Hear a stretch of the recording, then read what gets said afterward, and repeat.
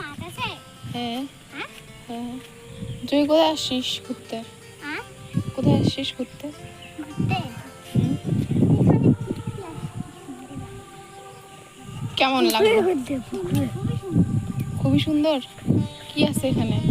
এখানে জল, পানি, বাঘ, সিংহ, বাঘ, সিংহ, হনুমান।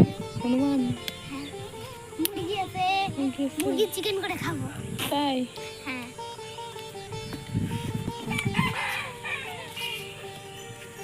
মূর্খবাস হাহা, ও মূর্খবাস হাহা, রাস্ত দিবু কারে আং।